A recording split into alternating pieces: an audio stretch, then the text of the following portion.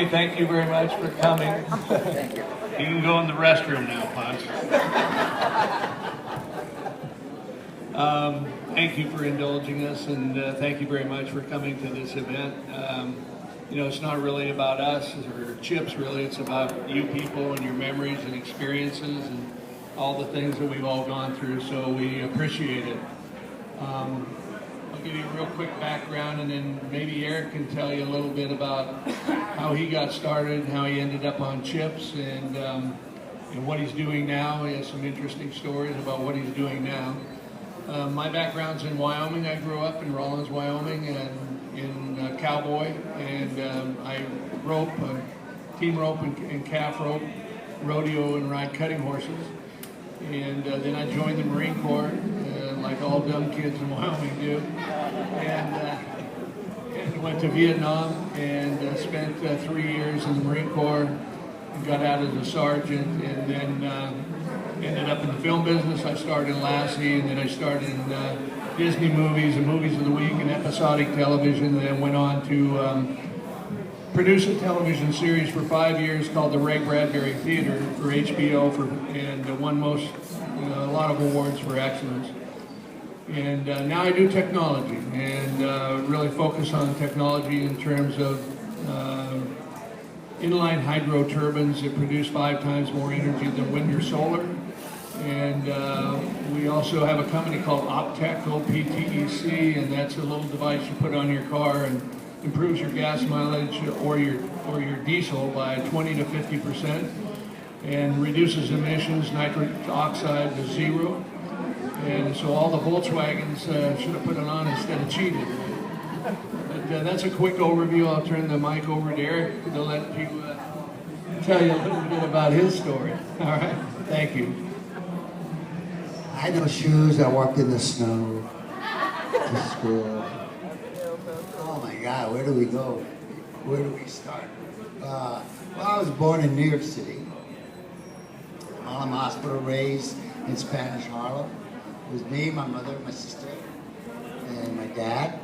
Well, we kicked him out when I was about 4, and because he didn't take care of business and he was a junkie.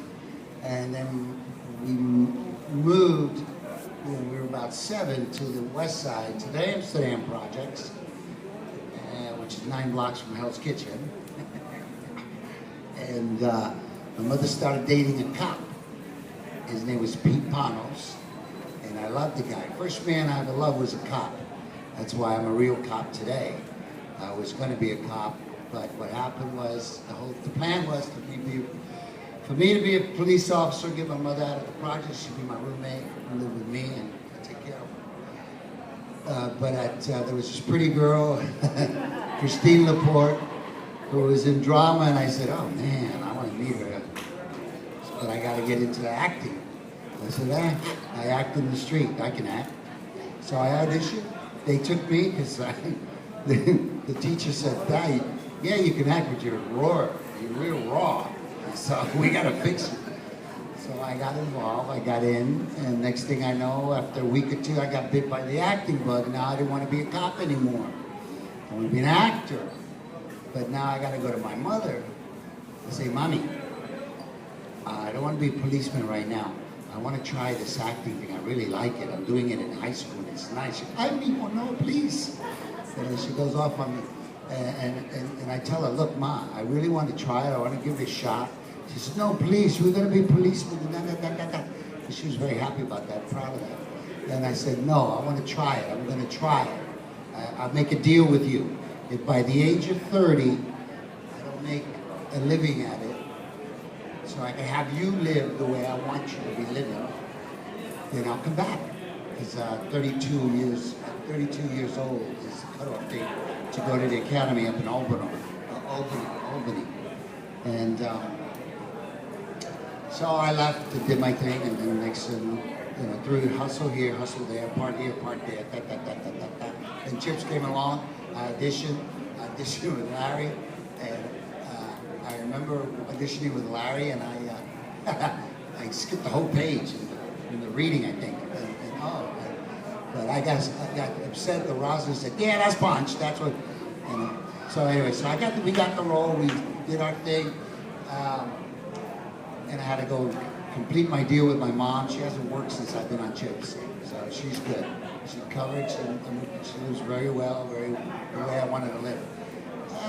And then I went off did a show called Armed and Famous, and they put me through a 6-week police course in Indiana, and I became a reserve cop in that show for real.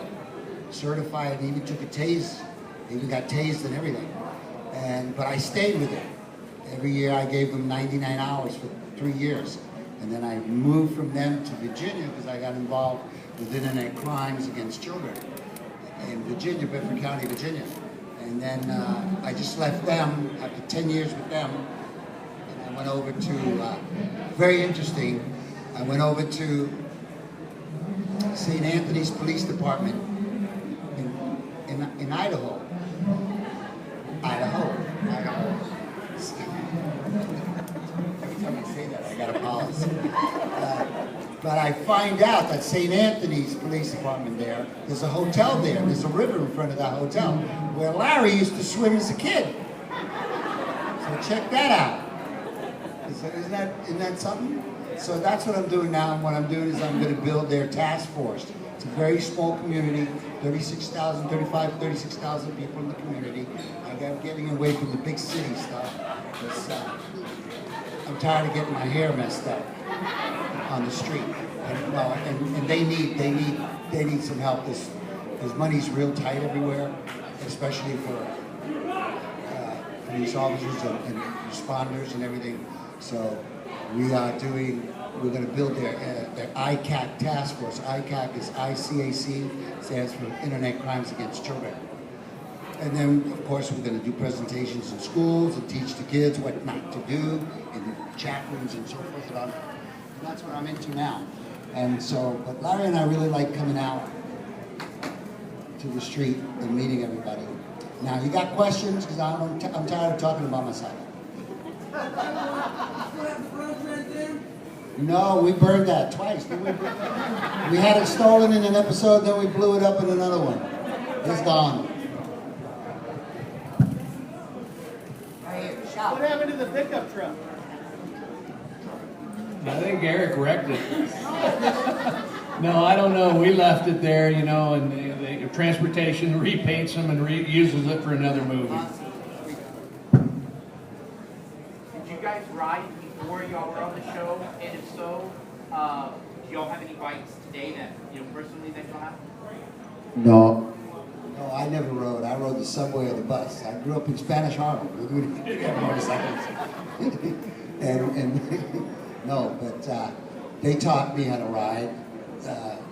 You know, then that's when I started having a lot of accidents. After they taught me.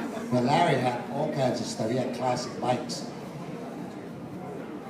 We went through California. I rode bikes before, but to be honest with you, it kind of got in the way because the way you ride a police bike is a lot different. And it's a lot of clutch and brake and balance, and you know, they made us wreck them, lay them down, high-speed braking where the rear end comes around to the front. And if you can do a figure 8 on this table on a motorcycle, maybe 2 tables, then you have it down. And we actually got that good where we could do that clutch and balance and brake it, or clutch and brake and balance. And then, of course, we rode the bike. If you look at the show today, we rode the bike in all the scenes. You can see us riding it. When you see the close-ups, you'll see us on a trailer bouncing. And you can't see the trailer, but you can see us both bouncing at the same time, you know. And that was so the camera could keep focus on 2 faces. You know, when one face gets too far back, then it loses focus, and it's a problem. So, you know, we rode most all the scenes, all the stunts. Stuntmen did them if there was a fire or I mean, the stuntmen did crazy stunts on Chips. Those weren't like today where you cheat and cut with 15 different angles and computer graphics and all that stuff. They would literally hit pedestrians at a high speed and flip them up in the air and come down and break the windshield. And I mean, those stunt guys were crazy on Chips. But anyway, to answer your question, yeah, we rode a little bit. And do I have any bikes? I had a gazillion bikes, and I had Triumphs and Kawasaki's, because we both rode the Kawasaki, so they gave us Kawasaki's and jet skis. I had some BMWs, and now I have 0. And the other day they asked me to ride in a parade, and so I had to go rent from Hollywood Motors because they want me to ride a police bike. So I had to rent this big old fat Kawasaki that hadn't been cleaned in multiple years. I had to put on that stupid Chips helmet. And my wife says, "Are you really going to wear that helmet? I mean, do you need attention, you know?" But I wore it, you know, rode the bike and went in a parade, and the clutch didn't work, but I had a good time. But thanks for asking.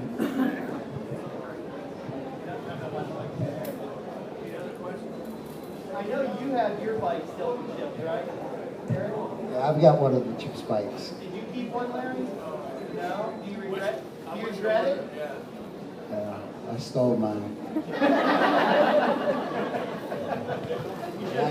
But I don't. I got it right in. I got it in my guest house by my pool table, my fun room, and my cave.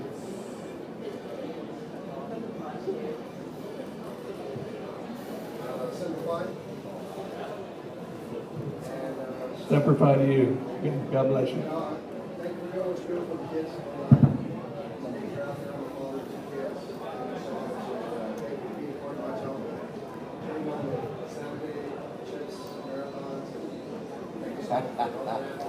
Well, thank you for saying so, and thank you for being a fan of ours. It's really cool after so many years. When we were doing the show, we were busy just being crazy. For me, it was Toys R Us, okay? And 30 years later, you come to meet people in the airports, anywhere, around the country, around the world. That says, I'm a cop today because I watched your show. You guys, we watch you guys, and we want to inspire us to want to be cops and so forth. You know, and a lot of guys that didn't make the cops became firefighters, so it's the same thing. To be a cop or a firefighter, you really have to have like a tremendous amount in your DNA of compassion, because you got to like people right off the bat. I mean, your job will change that feeling depending on the situations that you're involved in. Most, all of us that become cops, because we like people. We like people. We really like our fellow man. So it's nice and rewarding, you know, when you hear stuff like what you said. Thank you. Thank you so much.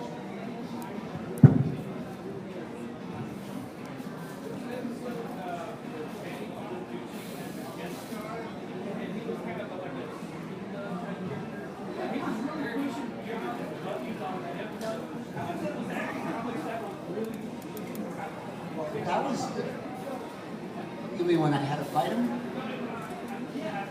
Well, he had nunchucks. Yeah, and he remember Brody? He was attacking one of our officers in a car officer who had nunchucks. And so that was the only time that a gun was pulled in the show. The only time was when Donnie Bonaducci whipped out his nunchucks. And Brody just said, put it down. Yeah. That was the only time. But does that answer your question? Oh, well, I studied. Oh. Why? Because I fought him with martial arts? I was. Oh, acting, man. Acting's, you know, the reason why I was so arrogant and cocky about just getting into the acting thing, first of all, I was inspired by the girl. I wanted to get her, I wanted to meet her, you know, from my fingers through her hair. And I always looked at acting as, it's just attitude with somebody else's world. Just want to understand the attitude that you gotta have during that scene, you know. And so that's why it was real, because I'll get mad, and I'm acting mad. You ever just act mad and you're not really mad?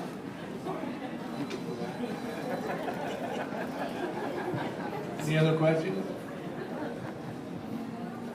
Okay, we all know, or at least that most of us know about Me and My Love. Okay, obviously pop, not the genre. You consider yourself perhaps a better country singer? Consider myself what? Better country singer? Oh, well. I know you He used can. to walk around with a guitar all the time. And when they want him to sing on an episode, he says, okay. And when it came time to, he back out and said, no, I don't want to. Have Punch dance or have Punch jump up a tree or something. I remember that. I used to get stuck with it. I mean, she's Sherry Lynn's referring to, I did the all-time mistake, you know. Sometimes young actors start thinking they have other talents. And I recorded a record called Me and My Love by Carol Bear Sager, who was a famous songwriter. And, I had to sing it, and so I tested it in the radio, and it became a really, this was going to be a big hit. You need to go sing it on a television show, and with Eric and some other people were going to be there, and so Eric went there and did his bit on Bob Hope Christmas Special, and I showed up in my little dorky tux to sing my dorky song, Me and My Love, and it was so bad I had him cut it out of it, and then I got out of the music bit. So that was my rant. No, I sing really good in the shower, and Blake Shelton should move over. Any other questions?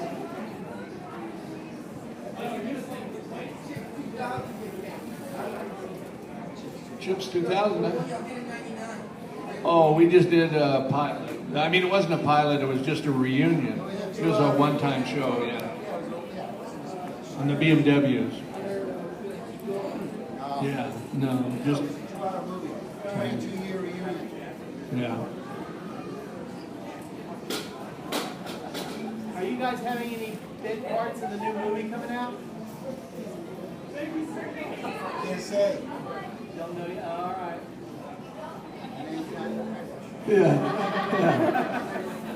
The new movie, they did the new movie with two comedians, and they didn't invite Punch or John to bring closure to it, so who knows if it's any good or going to be great. You know, we'll wait and see with the Chips movie that's going to be released. Besides, the movie, you can't take a kid to see it, it's rated R. There's a lot of nastiness, innuendos, stuff like that. So it's an adult movie, you know. So they didn't even have the authority to use the emblems, CHP emblems, and so they're not. Because I had a conversation with the commissioner 5 years prior when Wilder Valderrama was supposed to. Wilmer Valderrama was going to be Punch. And the commissioner and I were friends because I'm stuck with the cop life, okay? Off the camera. I said to the commissioner, Mike Brown, I said, listen, they're planning to do a Chips movie. Make sure that if they want to use the emblem, the representation of the CHP, like we got to use in the series, make sure you have kill rights. And he killed 5 scripts right off the bat because there were things in there inappropriate that they wouldn't be able to do, and they don't speak like that. In this movie, they do inappropriate things and they speak like that. So you can't take a kid to see it. That's for a fact.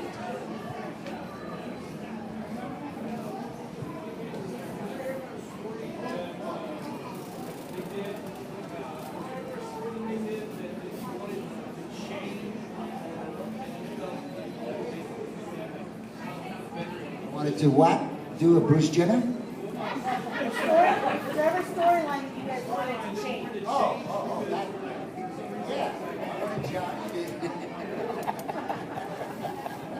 Yeah, I wanted to dance like Punch and let him be the hit. You know?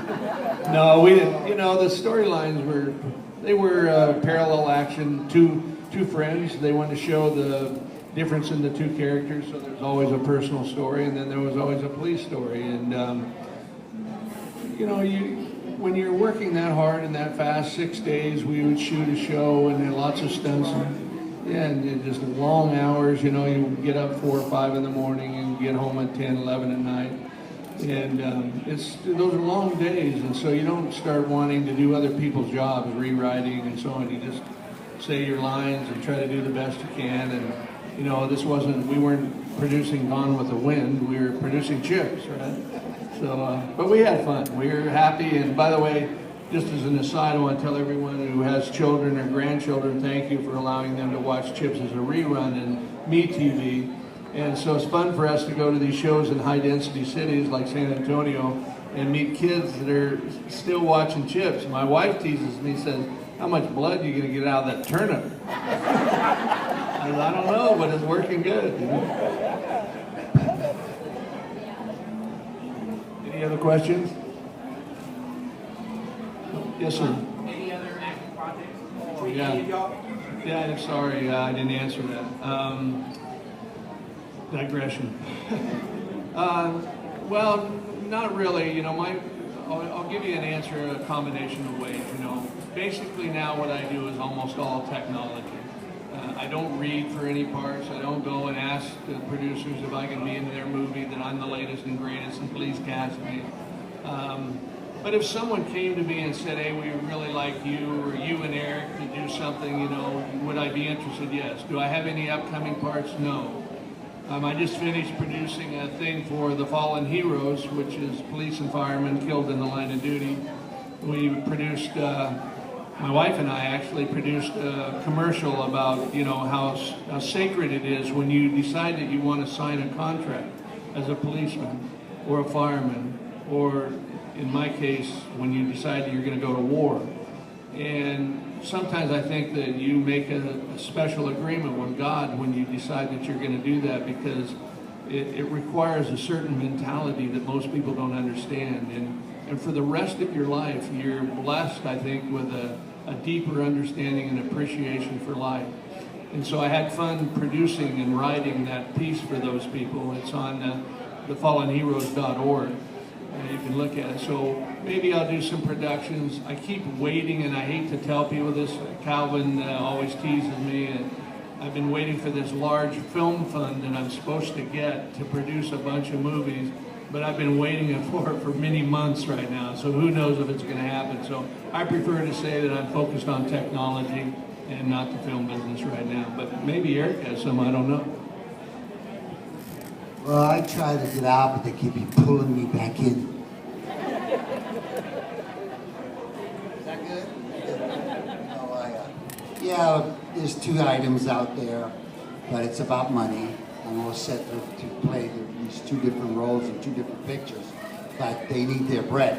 One is to play Chapo in Tony Tarantino's movie, the father of Quentin, who went out and did something stupid, like denounce officers or depreciate officers publicly.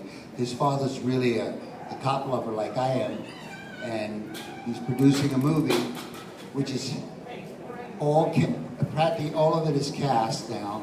And he just got Eric Norris, Chuck Norris's brother, to be the stunt coordinator, the second unit director.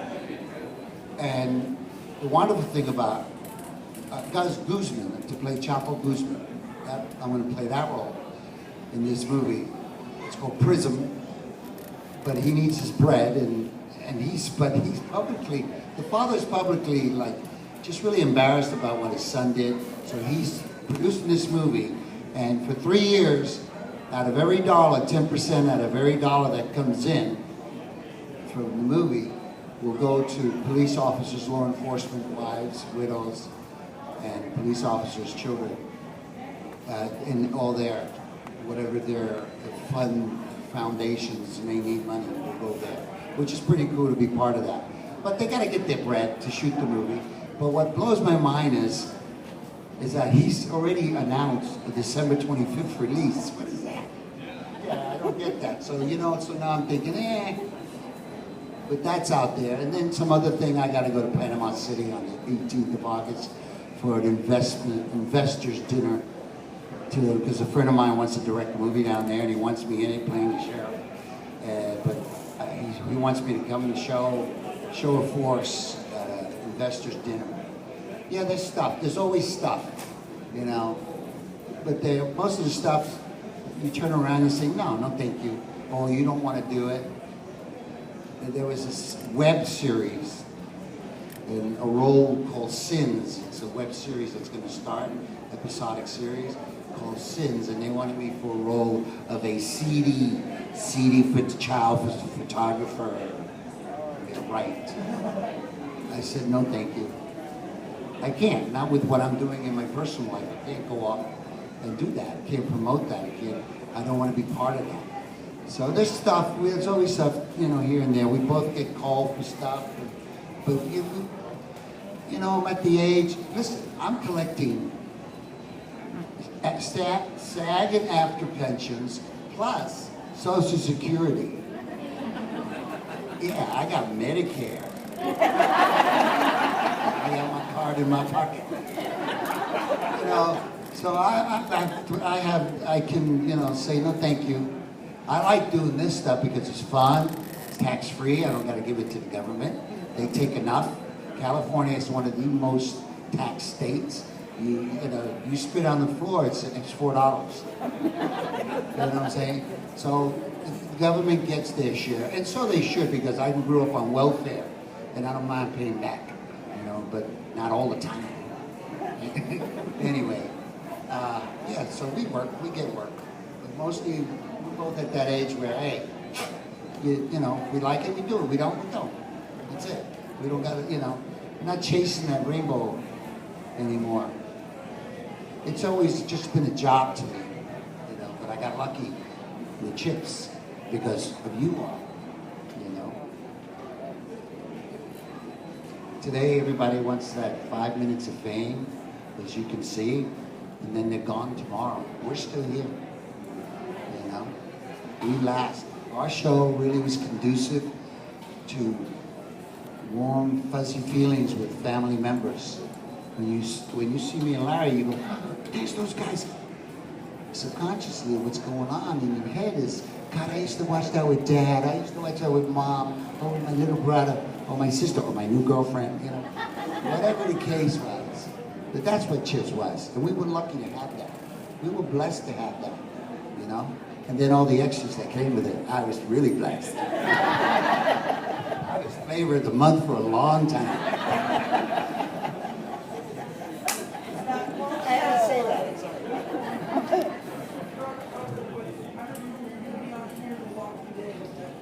No. See? People talk smack.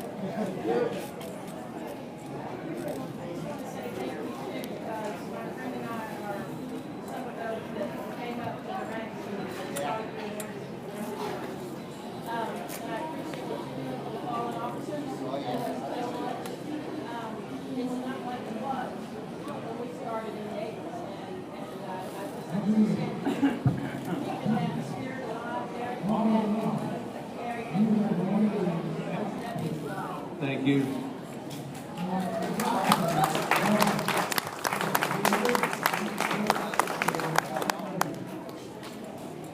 Anything else? I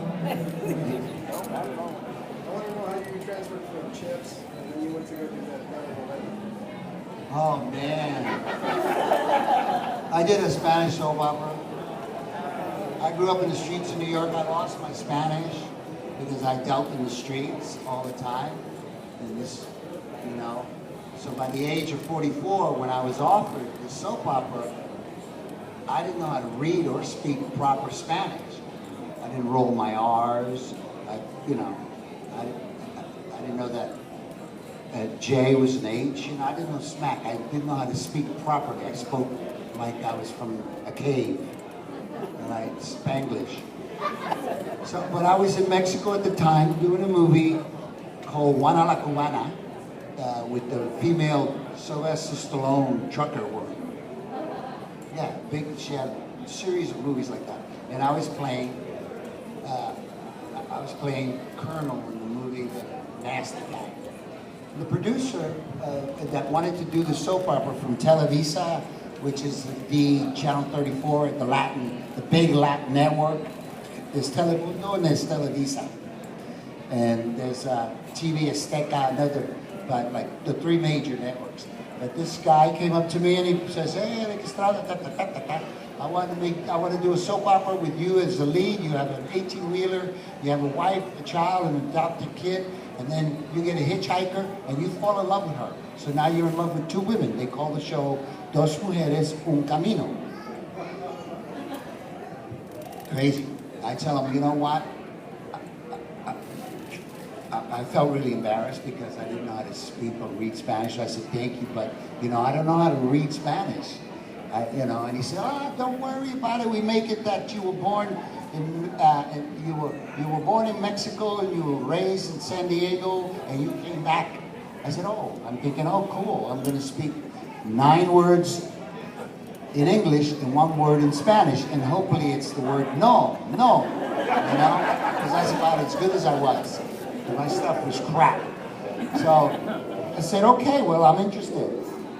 A month later, in the movie I was doing in Mexico, I was getting dubbed right there. I was being dubbed in Spanish because I didn't speak it. What happened, what they did was, they sent a script to my house 6 weeks later. Not 1 word of English. Not 1 word of English. I didn't want to do it. I mean, I couldn't do it. I was really embarrassed, and I didn't want to bend their nose. So I told my manager, "I want you," and it was 100 episodes, 3 months work, okay? And then I told my manager, Conrad, I said, "Listen, we got to break this offer. You got to break it. You got to make them go away. So ask for the move in salary." So he said, "Okay, I'll ask for half a man, 500. I'll ask for 500. I said, "Yeah, do that for 3 months. Because I got to live there and everything, and do it." And they said yes. I said, "Oh, no." And then I really freaked out. I said, "Look, I can't do this. I don't know how to read. I can't even read it." And then I said, "Go back there and really break it. I want you to ask for a house or penthouse to my liking, because I got to live there 3 months. For a driver in a brand new car of the year, a housekeeper and a cook and a bodyguard. And a cell phone, because it was $1 a minute back then. And a cell phone, because I got to keep in touch with my kids and stuff, you know. My boys were growing up, and they were little, and I was missing them like crazy. Anyway, and they said yes. And I was really, really stuck. So I said, I got to come down there and pick the house or the penthouse, and it's got to be in 1 day. And they got to fly me down to do it and go real quick and have 10 places to look at. Man, I picked a great building. We opened the elevator, boom, it was all mine. The heliport and everything. I mean, I really nailed it. And they said yes. And so now I was stuck. So I went to Berlitz in Northridge, California, language school, to just get as much as I could. And then I went to Mexico 4 weeks earlier because I also had to learn how to use, we did 10 episodes a day. Learn how to use they put a little microphone here and they run it down the back and you plug in your ear and they feed you the dialogue as you're in the scene, because you can't memorize 10 pages. For me it worked because Spanish is my second language. So then after we got to the 90th episode of the thing, I said, "Oh man, 10 more episodes and I'm out of here. How are they going to end this?" No, they added another 160 episodes. So I was going to be there stuck a little more. By the time I got out of Mexico, it was 457 episodes a year and a half later. Okay? And every time they added more, I hit them harder, and then I would say, I want to go home on the weekends. So they had to get me out of there by 3 o'clock to make the 507 Delta flight into LAX. And it was murder. It was murder. I will never do another one. I mean, it was murder. But it was great. The people used to laugh at me in the first 13, 14 episodes because my Spanish was still really bad. But they loved the fact that I was a Latino who was successful in America doing the reverse crossover. Because everybody around the world wants to come to California, wants to come to America and be successful. So I had a lot of, it was great. But that's how that happened. but I won't do another one, bro. No way. All right? Are we good? Sir, you want to ask a question? All right, well, thank you so much. Thank you.